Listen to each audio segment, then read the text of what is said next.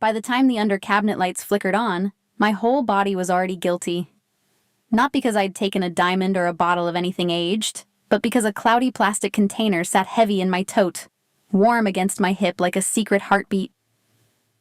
River North at night feels like glass and money and silence. This kitchen, all marble and steel, was supposed to stay spotless, untouched, forgettable.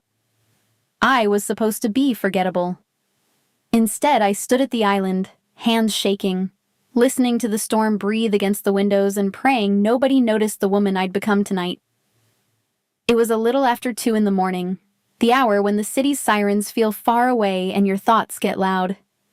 The rest of the staff had gone hours earlier, moving like ghosts through private elevators.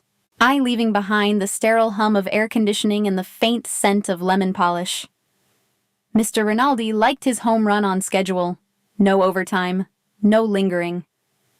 I'd broken the rule the moment I slid the roasting pan from the trash and lifted the leftovers into my container, fast and careful like I was holding proof, not food, and my hands knew.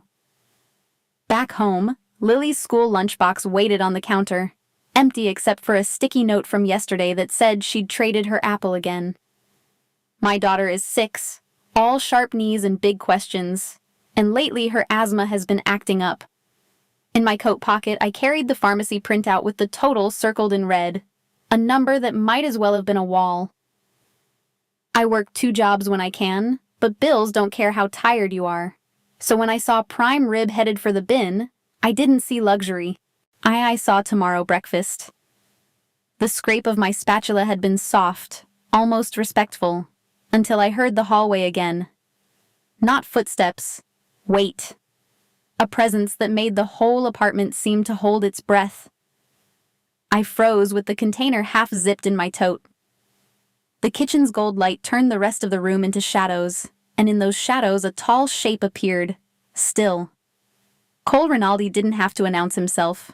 He owned the silence the way other men owned cars. His shirt sleeves were rolled, his hair messy, like he'd been fighting numbers all night. His eyes found me and didn't blink. I'd seen his name on the mail that arrived in envelopes, and on the business magazines left in the study like trophies. People called him a businessman. In the service corridors, the older staff called him something else in whispers, a word that meant you didn't argue, and you didn't ask why. Standing there barefoot on polished stone, he looked less like a man and more like a decision. I tasted metal in my mouth. My palms dampened the tote handle. One wrong move and I'd be escorted out, and Lily would wake up to another promise I couldn't keep. Part of me wanted to spill everything right there, that I wasn't stealing to sell it, that I wasn't touching his silver, that I wasn't plotting anything. Part of me wanted to apologize so hard my knees would bruise the floor. But apology has never paid my rent. And in my world, people who beg get stepped on. I held my breath and waited for his reaction. He didn't reach for a phone. He didn't raise his voice. He didn't move at all. And somehow that stillness felt louder than thunder outside. It made me wonder what else he knew. His gaze dipped to the tote at my side, then to my hands, then back to my face like he was mapping the lines people hide. I felt exposed in my uniform, the white collar too bright under the warm light. I could smell the food through the plastic, and I hated how my stomach answered it. The marble under my feet was cold enough to sting. Cole's expression didn't change, but his attention narrowed, sharp and quiet. I realized he wasn't deciding whether I'd broken a rule. He was deciding what kind of person I was with one look. Seconds stretched, and I remembered every warning I'd ever been given about powerful men who stay calm. Calm means control. Calm means they don't need to prove anything. I waited for punishment, for some gesture that would summon guards from behind hidden doors. Nothing. Cole leaned in the doorway, watching me like a scientist watching a reaction in glass. My throat tightened. I slid the zipper up on my tote, slow, as if sudden movement might crack me. Then I did the only thing I could do without begging. I lowered my eyes, stepped around him, and walked out quietly. The hallway outside the kitchen was darker, colder, lit by the city's reflections. My footsteps were soft, but my pulse was loud. I told myself to breathe and look normal, to be invisible again, yet I felt his attention behind me like heat through a door. I didn't turn around. I didn't run. I kept going down the service corridor toward the elevator that would drop me into the night. In my tote, the container tapped my hip, steady as a metronome, and I knew this wasn't finished. He was going to follow the question all the way home tonight. The service corridor swallowed me the second I cleared the kitchen doorway. The penthouse went back to its perfect hush, but I could still feel Cole Rinaldi's eyes on my back, like heat trapped behind glass. I kept my shoulders level and my steps quiet, the way staff are trained to move, the way I've trained myself to survive. The tote bumped my hip with each step, and I hated how loud that tiny sound felt. I didn't look over my shoulder. Looking would have made it real. In the elevator doors, my face looked pale, older than I was. The service elevator carried me down in slow silence, past floors I never saw, past rooms I only cleaned. My badge still worked, which meant I wasn't fired yet, and that confused me more than any shout would have. If I lost this job, Lily would lose her daycare slot, her school routine, her inhaler refills, now all the small scaffolding that keeps a kid steady. I pictured her sleeping sideways in bed, one hand curled around her stuffed rabbit. I pressed my palm against my tote, steadying it, steadying myself. Above me, the penthouse stayed untouched, and fear couldn't reach. The side door opened onto a slap of cold air and wet pavement. Chicago smelled like the river and exhaust and last call pizza, all mixed with rain. Streetlights made the sidewalk shine like black glass. I pulled my coat tighter and kept to the building's shadow, heading toward the bus stop on the corner. My shoes squeaked on the slick concrete. Every sound felt amplified, like the city was listening. I told myself Cole was upstairs, back to his screens, back to his world. Then I felt it again, that quiet pressure, as if someone had stepped out behind me. I didn't turn around. I just slowed, then stopped to tie a shoelace I didn't need to fix. In the reflection of a parked car, I saw a dark SUV at the curb half a block back, engine idling, lights off. When I moved, it rolled forward, not fast, just enough to stay near. My skin prickled. Maybe it was a rideshare. Maybe it was security. Maybe it was nothing. But if Cole wanted to fire me, why watch me leave? Why let me carry the evidence out into the night? I walked on, pretending heartbeat belonged to the rain. At the bus stop, the shelter smelled like damp metal and perfume.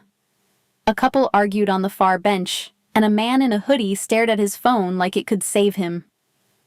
I stood near the timetable, keeping my tote close, watching the street the way I watch a stranger's hands. I learned that habit long before River North, and back when I counted coins for laundry and memorized which stairwells were safe.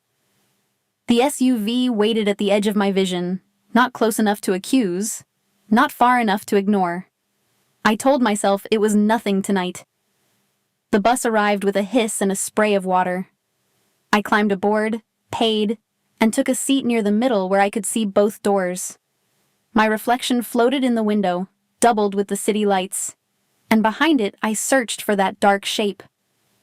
The SUV pulled out a moment later, sliding into traffic like it belonged there. My stomach tightened. Was he punishing me? Protecting me? Studying me? I thought about Lily's morning alarm, the cereal I'd stretch with warm milk, and how one missed paycheck could topple everything. My hand stayed on the tote. As the bus rolled south, the skyline thinned and the streets changed their posture. River North's polished corners gave way to boarded storefronts and brick that looked tired. The passengers got quieter, like everyone had learned not to invite attention. I kept my gaze soft and my shoulders small, but inside I was counting exits. The tote felt heavier with every stop, not because of the food, but because of what it meant. If Cole really was behind me, he was choosing to see where I went when nobody was watching. That thought made my throat close. I swallowed hard. I got off near my stop and the bus pulled away, leaving me in a pocket of damp air and orange streetlight. My building was only 2 blocks, but the distance felt longer at this hour. I walked fast without running, keys threaded between my fingers out of habit. Somewhere behind me, an engine idled, then went quiet. I didn't look. I couldn't afford to look. I told myself to focus on Lily's face in the morning, on the way she'd smile if I made pancakes. Then I saw the corner ahead, and my body recognized it like a bruise. 2 men detached from the shadow of a recessed doorway, stepping into the streetlight as if it belonged to them. One was tall and loose-limbed, the other stockier, both dressed for the kind of cold that comes with waiting. They didn't rush me. They positioned themselves between me and my building with practiced patience, the way people do when they've done it many times. I knew them before I saw their faces, because my father's debt had introduced us months ago. Their eyes went to my tote, then my pockets, and I understood this was not random. It was scheduled. 2 men filled the south side sidewalk like a gate, ye shoulders squared, faces half hidden by night. Rain slid off the streetlight and down my neck. I stopped because my body understood them before my mind did. They were not strangers looking for a wallet. They were the same kind of men who show up on paydays, who call my father's name like it is still alive. My tote pressed into my hip. My fingers tightened around the strap until they ached. Water pooled in my collar, and I forced my breathing to stay even, like Lily was watching me. They made it clear they wanted tonight's payment, and they made it clear my small tips were an insult. One of them leaned in close enough that I smelled cigarettes and winter mints. He reminded me the balance grows every day, no matter how hard I work. Then his eyes flicked to my bag, and his tone shifted, like money was not the real hunger. He implied my father left something behind, a key, a file, a piece of leverage that belonged to them. I shook my head without lifting my chin. I had searched everything and found only dust. The stockier one shoved my shoulder, not hard enough to bruise, just hard enough to remind me I was small. My tote slipped, hit the slick sidewalk, and the plastic container inside thudded. Before I could grab it, a shoe nudged the bag into a puddle. My throat closed. They thought I was guarding stake-like treasure, and in a way I was. I pulled a damp wad of bills from my pocket, $42, and held it out with a steady hand I did not feel. They walked away, leaving a warning behind, and the night suddenly felt too open. I waited until their footsteps faded, then dropped to my knees on the wet concrete. The container was scratched but sealed. Relief hit so fast it made my eyes burn. I wiped the mud off with my sleeve, cradling it like a fragile thing. My building loomed ahead, a tired brick walk-up with a broken buzzer and a hallway that always smelled of bleach and old smoke. Each stair creaked under me. I kept looking back, half expecting the collectors to return, half expecting that dark SUV to glide into view. Nothing moved, yet the air felt watched anyway. Inside my apartment, the radiator clicked like a nervous metronome. The living room was also the kitchen and also the place my daughter did her homework. A half-empty cereal box sat on the counter beside Lily's inhaler spacer. I set the tote down quietly and crossed to her bed. Lily slept with her mouth open, hair stuck to her forehead, one arm thrown over her rabbit. I pressed 2 fingers to her back and felt her breathing, steady for now. Guilt came in waves. I kissed her temple and promised tomorrow would be easier. I whispered it into darkness. Only then did I let myself feel the hunger, sharp and embarrassing. I opened the container on the chipped coffee table and the smell made my stomach twist with hope. I lifted a fork, then stopped. A faint tapping came through the wall, soft, rhythmic, too familiar to ignore. Mrs. Delaney's signal. I breathed out slowly, wiped my face with both hands, and practiced a smile I did not have. I carried the container to the door, stepping over Lily's backpack, and opened up to the hallway's weak light. She stood there with her walker, eyes clouded, shoulders trembling quietly. She did not ask with pride. She asked the way winter asks a window to hold, impatient but relentless. She mentioned the soup kitchen being closed, her legs failing her again, and I heard the truth under every word. She was hungry. I told her the chef at the penthouse had made too much, like it was a funny mistake. I placed the whole container into her thin hands. I did not split it. I did not save a bite. I said I had eaten earlier, and my own stomach betrayed me with a cramp. She thanked me, eyes wet. I guided her back into her apartment and waited until her lock clicked. The moment the sound faded, my performance collapsed. I slid down my own door and sat on the floor, knees pulled close, arms wrapped tight around myself. I did not cry. Crying costs water and time, and I was already short on both. I just rocked once, twice, trying to quiet the ache in my belly and the ache in my chest. In River North, they would call me a thief. In this hallway, I was just a mother doing math with love. Night was not done. By the time I stood, my legs were numb. I checked Lily, tucked her blanket, and listened for the hallway to breathe. Nothing. One blind slat hung crooked, leaving a thin gap. I looked through it. Rain turned the street into black glass. A vehicle sat at the curb, lights off, too clean for this block. Beside it, a man stood motionless, watching my building. I could not see his face, but my skin recognized that silent focus from the penthouse. My stomach dropped. Someone had watched me give away the food, and whatever came next would rewrite my debt. Morning came too bright, like the city was pretending nothing happened. I barely slept, because every time Lily coughed in her sleep, I heard boots in the hallway outside our door. When my phone buzzed with a message from the penthouse manager telling me Mr. Rinaldi wanted me upstairs now, my stomach dropped. I dressed in my uniform with hands that would not stop shaking. On the bus north, I rehearsed apologies I hated. I imagined being escorted out, badge taken, and my daughter's life collapsing behind me. The container was gone, but the shame still rode my ribs raw. The penthouse smelled of coffee and disinfectant, clean enough to feel hostile. Sunlight poured through the floor-to-ceiling windows, turning the skyline into a postcard, while I walked to Cole's office like I was approaching a judge. The hallway was quiet in that expensive way. No laughter, no clutter, only soft carpet and hidden cameras. When the door opened, I saw him standing, not behind the desk but beside it, as if furniture was too small for control. His gaze pinned me before my shoes stopped moving. I felt the same night silence, only sharpened by daylight and glass. He did not mention the roast or the rules. Instead, he made it clear he knew exactly where I lived, exactly who had confronted me, and exactly how close I had come to being dragged into a car.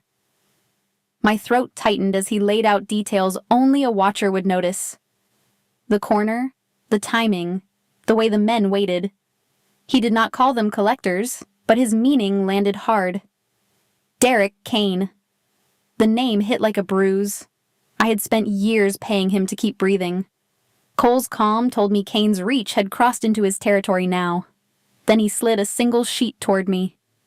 I did not want to touch it because paper can change a life faster than fists. The document was formal, dense, stamped, and my eyes snagged on the amount, $150,000. My father's debt, reborn in clean ink. But the holder's name was not Kane's shell company. It was Cole Rinaldi's. For one breath, relief flooded me, because Kane could not claim me anymore. The next breath turned to ice. The debt had not disappeared. It had moved from me. I realized I had been traded like a file, and he expected gratitude. Cole spoke in solutions, not comfort. He framed everything as security and efficiency, like my fear was a messy ledger he could balance. He increased my salary, but made it clear the extra would never pass through my hands. Payments would go straight from payroll into the debt he now owned. He outlined protection, cameras, drivers if needed, and the staff quarters in the East Wing, empty and locked down. In exchange, I would be available whenever he required. 24/7. I heard the offer and saw the bars. A safer cage is still a cage, and my skin knew it. My mind flashed to Lily's face at breakfast, her purple backpack slumped by the door, her inhaler clipped to the side pocket like a tiny lifeline. If I said yes, I would be safe, fed, and watched. But my daughter would feel my absence in every morning. I also thought of Mrs. Delaney's tapping, her thin hands shaking around my plastic container. Cole's plan protected me by shrinking my world to his walls. And Kane's men had hinted again about the missing key. If they believed I had it, hiding me here might paint a target on Lily as well. Cole's attention stayed on me like a spotlight. It was not soft. It was measured, almost clinical, yet it made my pulse jump anyway. I could feel the power in his restraint, the way he refused to raise his voice because he never needed to. Part of me wanted to accept just to stop being afraid. Another part wanted to push back because I had spent too long being owned by men who used my father's mistakes as a leash. I kept asking myself what he saw when he looked at me. Risk, guilt, or something darker inside his silence. He waited for my answer like he already owned it. The room was so quiet I could hear my own swallow. I stared at the paper, at the neat lines that reduced my life to a number and a signature. I pictured myself in a small room in the East Wing, safe, yes, but always on call, always monitored, always one request away from proving my worth. I thought of Lily waking up and not finding me. The word formed before I could polish it. I refused. I said no without explaining why. The air went sharp, like glass underfoot. Cole did not move. He simply watched me the way he had in the kitchen, as if waiting for me to flinch and take it back. The sunlight on his desk made everything look normal, but nothing was normal anymore. My hands were steady now, and that steadiness felt dangerous. In the silence, I understood I had just challenged a man who built his life on control. I backed toward the door, heart hammering, and felt his gaze follow me out.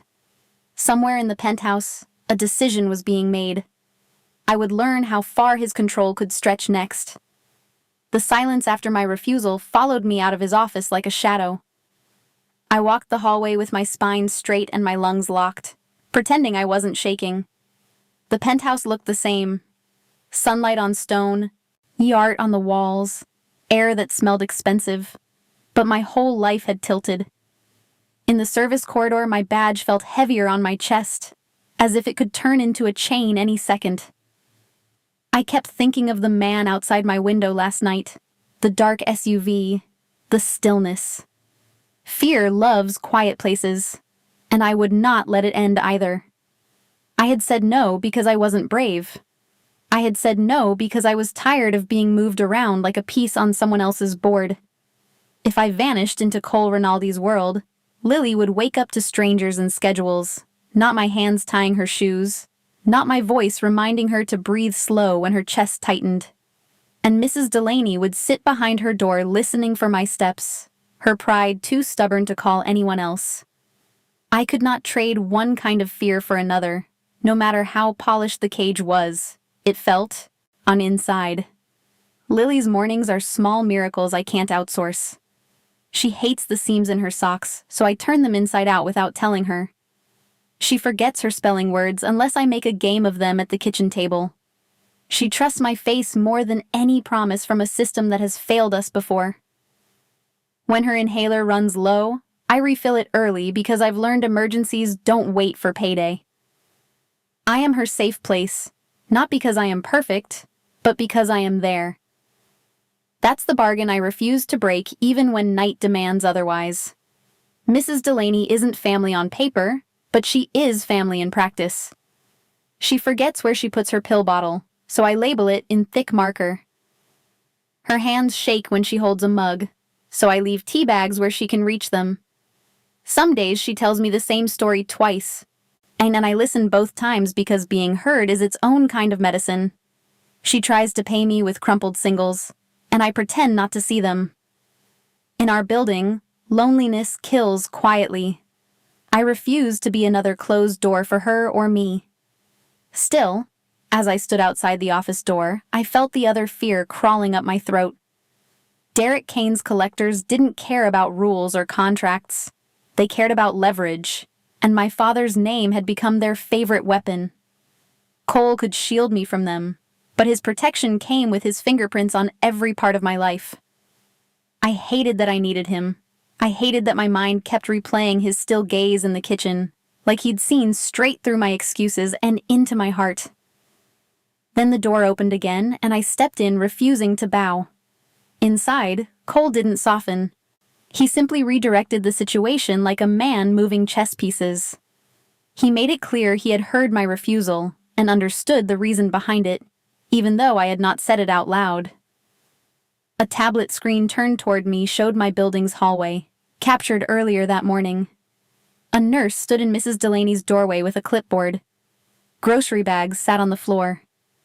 Another message displayed a school pickup schedule with Lily's name, a trusted driver's plate number, and a contact line that answered immediately. He had funded it all before I asked once. My first instinct was to distrust it, because gifts in my life always came with hooks. My second instinct was to collapse from relief so intense it hurt. I felt my eyes sting and forced myself to blink it back. I didn't want him to watch me break. Yet the truth was brutal. He had reached into the only two places I kept sacred and protected them without needing permission. That kind of attention felt like safety and invasion at the same time. I realized he wasn't just buying my debt. He was studying my love, and that terrified me. I told myself I would accept nothing out of gratitude.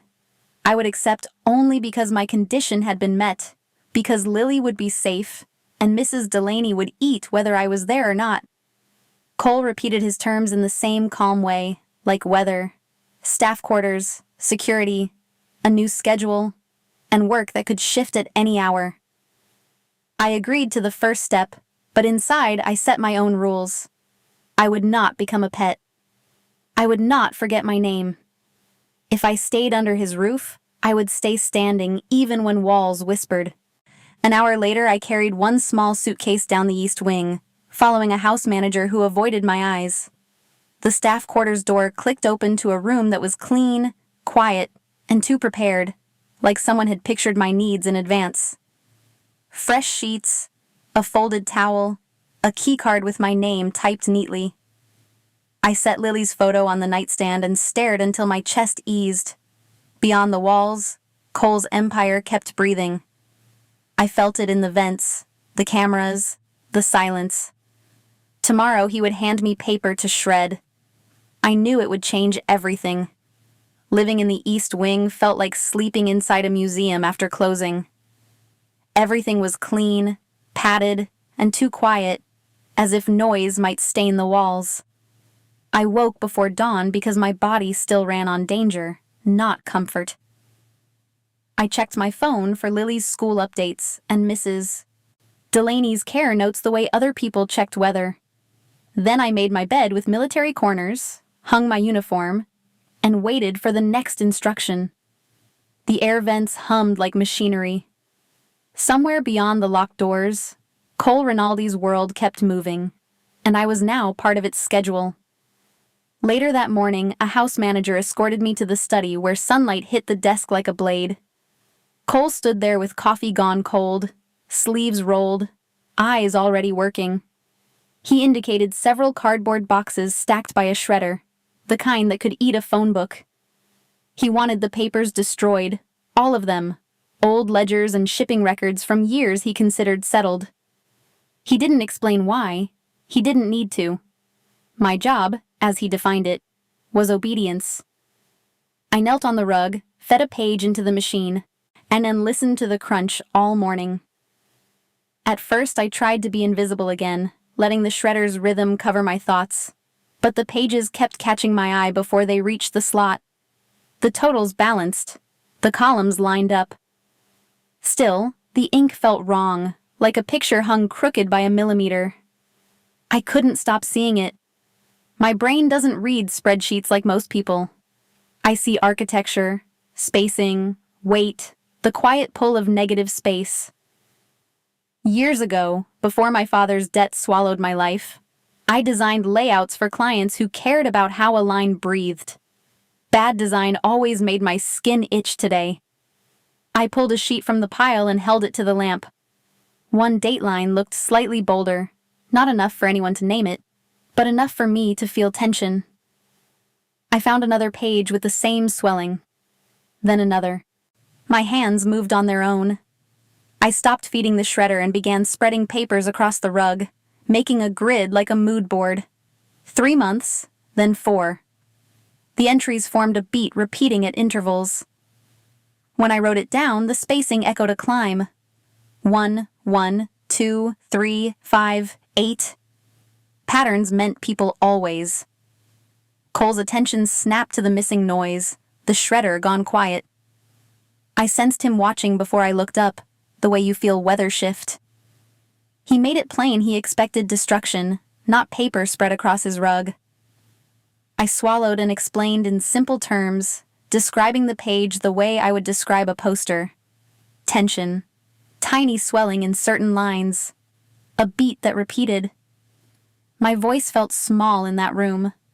For a moment, he looked like he might end this job on the spot, and then he turned to his screens and started digging, fast and relentless without hesitation. His hands moved over the keyboard like he trusted it more than breath. He didn't ask me for equations. He hunted the irregularity itself, the formatting fingerprint. The monitors filled with highlighted entries. My mouth went dry as the list kept growing. Then a total appeared on the screen. $4,200,000. For a second, it felt fake, a number from someone else's life. Then fear landed hard. If I could see this, whoever planted it knew it could be seen. I steadied my knees and held my face still, because in this house, weakness looked like permission. I refused that permission. Cole leaned back, and the chair creaked in the quiet. His eyes lifted to me, not the glance he gave staff, but a look that measured capability. I felt exposed, unlike my mind had stepped into the room first. I admitted, in my own careful way, that I once worked in design, living by tiny details most people never notice. I remembered the old laptop I sold for rent and the portfolio I lost when my father got sick. Cole's attention didn't soften, but it sharpened into something like respect.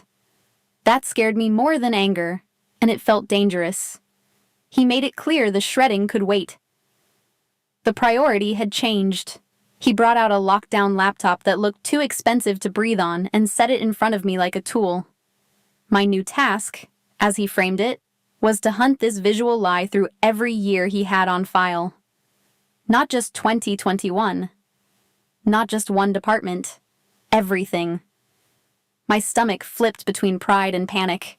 If someone inside his operation used this trick once, they could be close. And now my name was attached to what we found in a world where mistakes got punished. I left his office carrying the laptop like it was evidence. The hallway felt different now that I wasn't only cleaning it. I was inside the machine. Staff glanced at me and looked away, sensing the shift. In my room, I set the laptop beside Lily's photo and stared at the black surface. I felt useful again, and the feeling was dangerous. Someone had been stealing millions under Cole's nose, and I had touched the thread.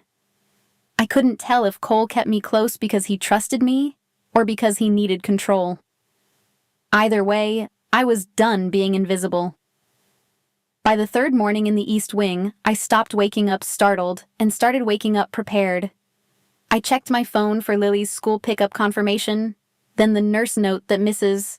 Delaney had eaten and taken her meds. Only after that did I open the secure laptop. Numbers filled the screen, but I wasn't hunting numbers anymore. I was hunting rhythm. I showered fast, tied my hair back, and kept my badge visible, like this was deployment and not a mansion. Useful felt good. Being useful felt dangerous. Every click sounded louder than it should in that house.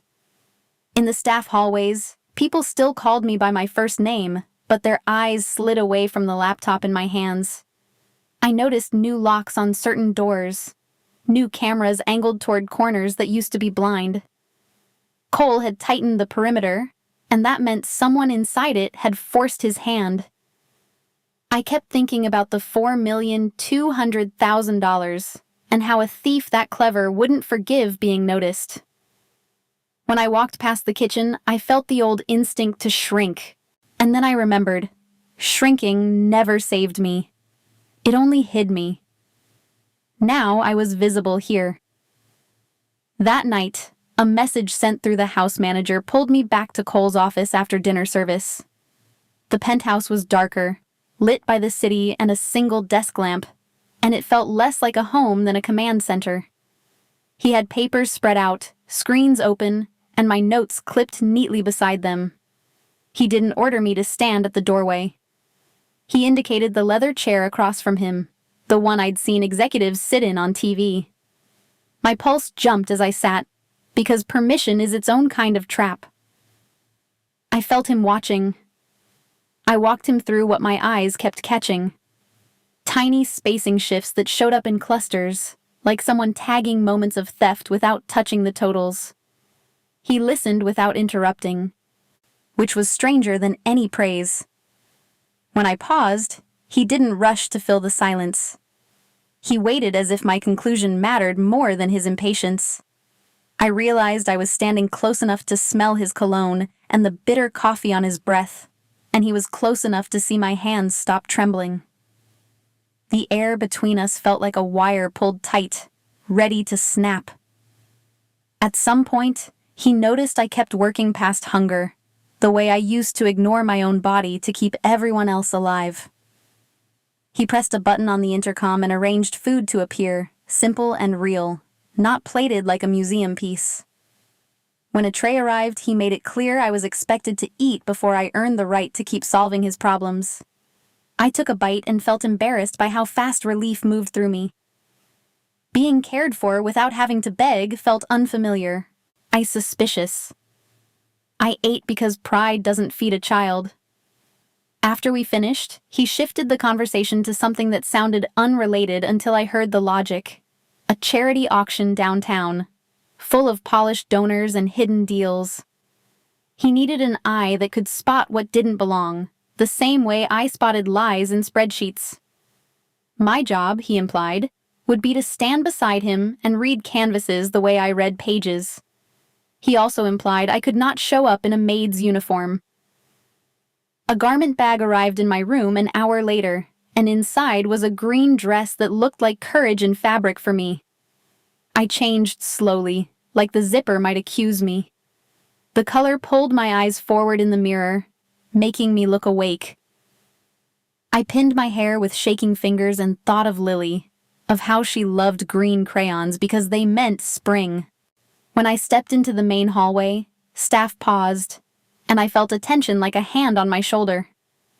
Cole waited near the private elevator, composed and severe. When his gaze landed on me, it didn't feel like approval. It felt like recognition. I took his arm, and the doors closed us into light for once tonight. Grant drove, and the city smeared across the tinted windows in streaks. I tried to focus on my breathing, but my nerves kept counting exits, shadows, overpasses. Cole sat beside me without touching me, yet his presence filled the space like a wall. He checked his phone, then the mirrors, then the road ahead, and I sensed the moment his attention tightened. The traffic slowed in a tunnel approach where it shouldn't have slowed. My skin prickled. The air felt pressurized, as if the night leaned closer, and I wondered who had learned my name and decided I was worth taking. Headlights flared behind us, close, and a second vehicle slid up on our right like it had rehearsed the move. Grant tapped the brakes, then had to slam them. The seatbelt cut into my shoulder. The walls narrowed, and we were trapped in lane with no space to breathe. I saw men stepping out ahead, silhouettes against tunnel lights, and my stomach turned cold. Cole's hand lifted in a signal for me to get low, and I understood this was not a crash. It was a collection. Someone had come for me, and they knew where to find me. Headlights exploded in the mirror, so close the world turned white. Tunnel lights strobed over the windshield, slicing the dark into quick, bright frames, and every frame showed the same thing. No space. Grant braked. The car shuddered, and the lane tightened around us like a fist. Metal somewhere scraped, a long animal sound that made my teeth buzz. My breath left all at once. My hands searched the seat, the door, anything solid. The green fabric at my knees suddenly felt ridiculous. Then the traffic ahead stopped completely. I could hear my heartbeat louder than engines, than my thoughts. Cole's body moved before fear had a chance to bloom. He leaned across me, not rough, just absolute, guiding my shoulders down so my head sat below the window line. His calm was terrifying, the kind that comes from rehearsed disasters. I saw his eyes flick to the mirrors, the ceiling, the narrow strip of shoulder beside the wall.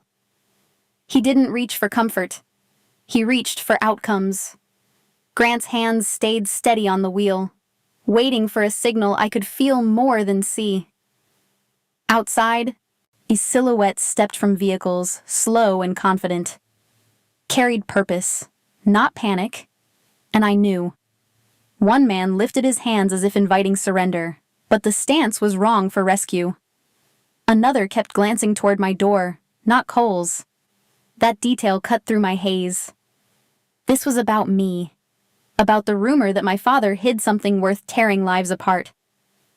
Cole positioned himself between me and the window, broad shoulders blocking the view, and I understood he lived with choices like this daily. My fear tried to freeze my limbs, yet my mind stayed awake. I tracked boots, shadows, angles, counting steps the way I counted spacing on paper, looking for pattern to escape. Cole's hand closed around my wrist, firm, pulling me toward the floorboards. He guided me through a narrow gap between seats as Grant yanked a latch near the console. The rear of the car popped and a burst of attention shifted behind us. In that heartbeat, Cole shoved the door open and moved first, making himself the target. I followed, dress dragging, shoes slipping on wet grit. The tunnel air tasted like exhaust and concrete dust. He steered us toward a small metal door set into the wall, half hidden by grime. Lungs burned, but I did not stop moving. Inside, the sound dropped like a curtain. The corridor was narrow, lit by flickering fluorescent strips that made everything look sickly and unreal. Cole shoved the door shut and locked it with a motion so practiced it made me shiver. My hands went to my ribs, my legs, checking for pain I hadn't earned yet. I was shaking, not from injury, but from the sudden absence of noise. Cole watched me, scanning, and I realized he was counting threats even when walls stood between us. I drew in air slowly until it obeyed. Outside, footsteps and voices smeared into echoes. When my pulse slowed, my thoughts got sharp. They hadn't tried to smash the car into pieces. They hadn't rushed in blind. Everything about their movement said capture, not revenge. That meant they believed I was carrying a secret, something my father had taken before he died, something that could unlock money or ruin men like Cain. I wanted to deny it, but denial didn't change their belief. Cole's presence beside me felt steady, expectant, like he was waiting for the truth to surface. I remembered my father's stubborn habits. He hated flash drives, hated anything obvious. He loved layers. Layers was his word for everything. He layered code, layered jokes, he layered grief he never spoke about. When he started painting near the end, I thought it was one more distraction, one more way to avoid the mess he'd made. The canvases were terrible, thick swirls of color that looked like noise. Still, I kept them when I packed because they smelled of him, of acrylic and coffee. In the corridor light, the idea landed with clarity. If he needed to hide something, he would hide it where nobody looked twice. Not in a drawer, in plain sight, under paint. I felt the urge to laugh and vomit at once. All those nights I blamed my father for leaving only debt, and now I wondered if he left a trapdoor too. I didn't say it out loud, but Cole's head tilted as if he could hear my thoughts. I gathered myself and made it clear, with a look and a breath, aimed that we needed to return to the penthouse and find the canvases before anyone else did.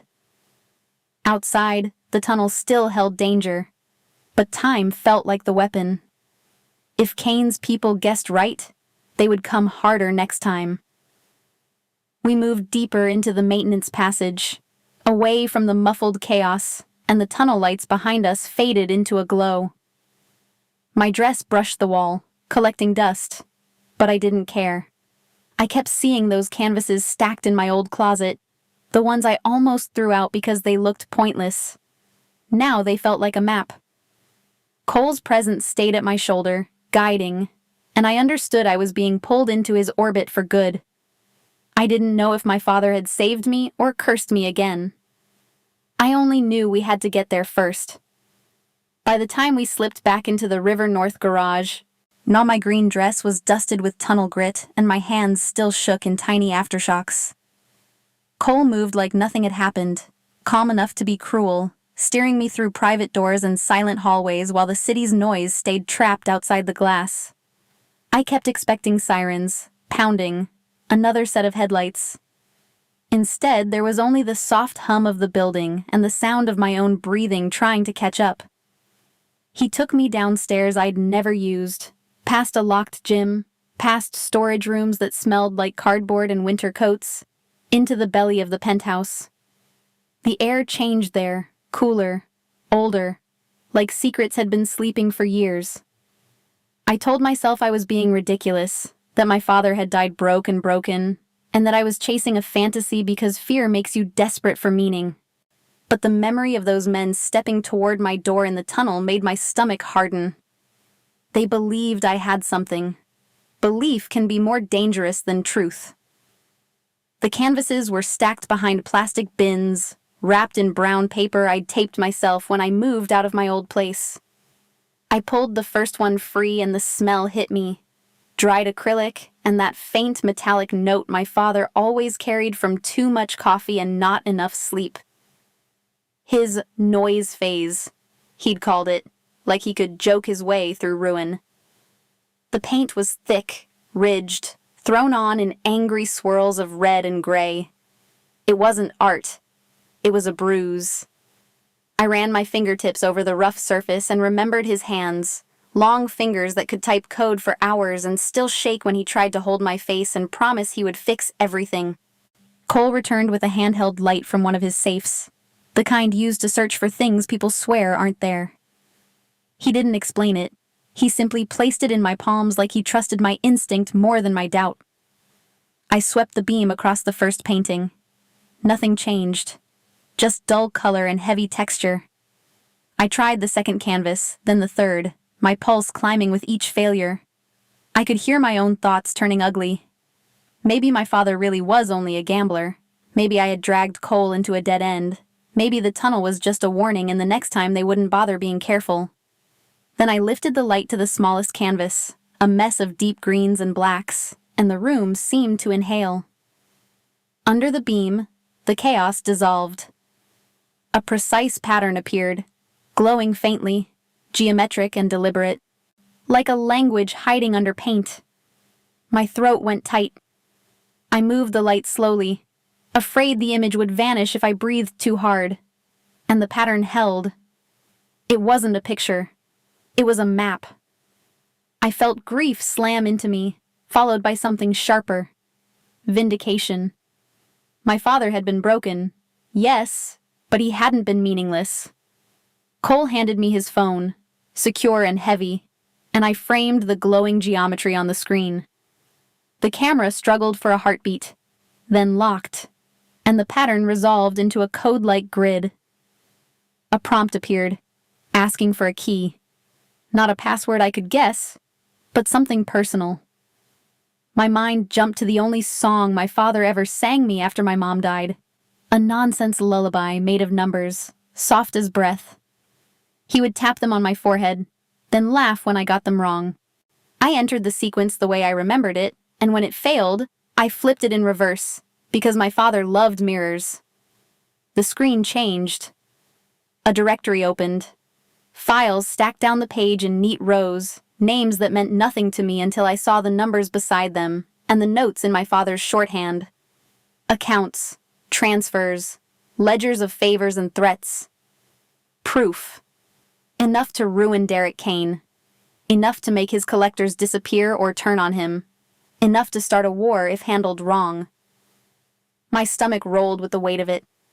I wanted to throw the phone across the room, to pretend I'd never seen it, but I also felt a fierce, ugly satisfaction bloom in my chest. For years, I'd paid for my father's mistakes. Now I was holding his last move. Cole's gaze turned colder as he scrolled, already calculating outcomes, already seeing the end of Kane. I made it clear I would not be shipped away or hidden while men decided my future again. If we were going to use this, I would be there, hands steady, eyes open. We had to move fast before Kane's side guessed the paintings were the hiding place, and as we climbed back toward the penthouse lights, I understood I wasn't just protected anymore. I was involved, and there was no going back. In my room, the green dress hung like proof of how quickly my life had changed. I stared at Lily's photo, then at the phone in Cole's hand, and felt the seconds ticking like interest. Somewhere in the city, Kane's men were regrouping, asking why their trap failed. If they came again, they would come smarter. We needed a trap before they built theirs, and I was done waiting. Our adrenaline stayed in my blood even after we were back upstairs. The penthouse was silent, but my ears kept replaying tunnel echoes, headlights, the scrape of metal. Cole laid my father's phone screen beside a stack of printed pages, then turned the room into a war table. Routes, times, names, and a single goal. End Derek Kane's leverage fast. I didn't want revenge. I wanted Lily's mornings to be boring again. I wanted Mrs. Delaney to nap without listening for boots. I made myself breathe and set my boundary inside my chest. No chaos, no loose ends, no show. Whatever happened had to be clean, controlled, final. Cole didn't argue. He simply adjusted the plan around that condition, as if my conscience was another constraint to engineer. That was the first time I felt like a participant, not cargo. If Kane came for me, and he would meet my choice, not fear. We moved like we were racing a clock only we could hear.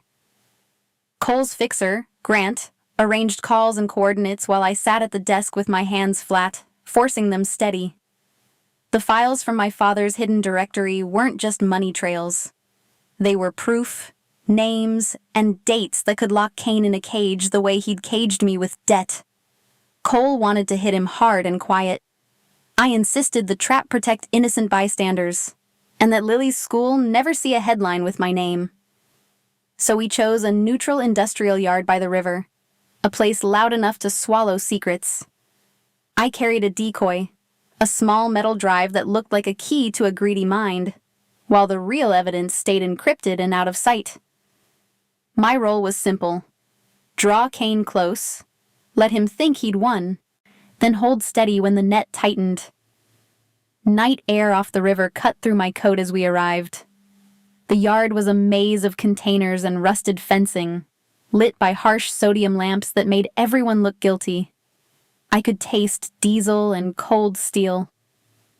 Cole stayed near me without touching, his presence a hard line at my side. I kept my gaze calm and my shoulders loose, the way I did when I had to walk past Kane's men on my block and pretend I wasn't afraid.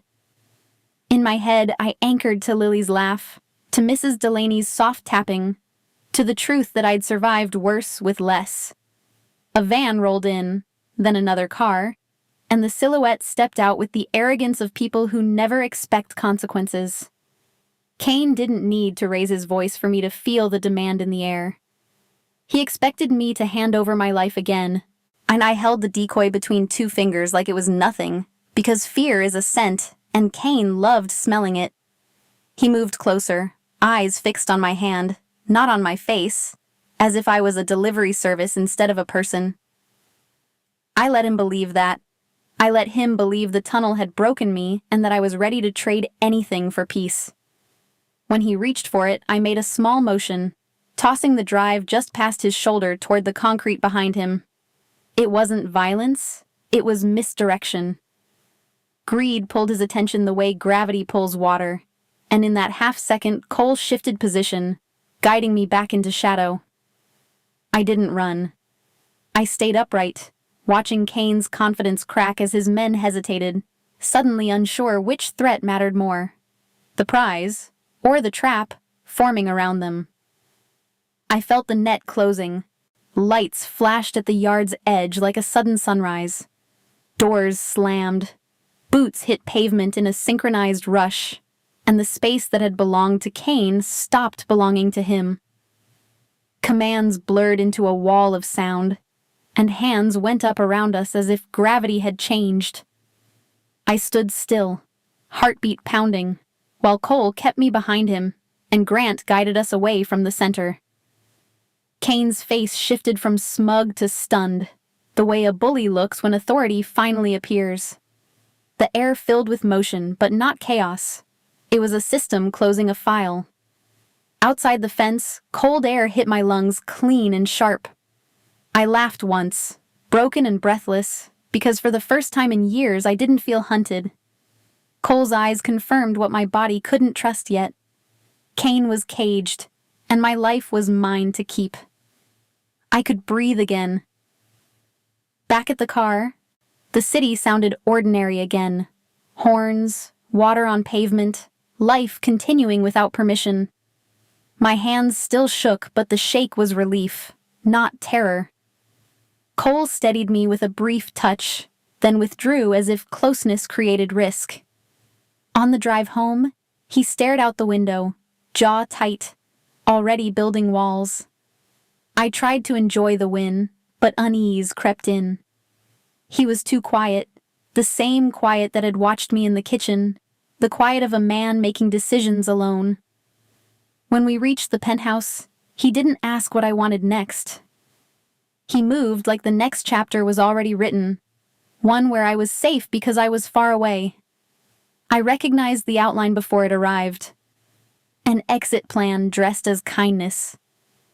The collectors were gone, but I sensed a new battle forming in silence, and I refused to move. 3 days after Kane was taken, the penthouse felt too clean, like someone had erased fingerprints from air.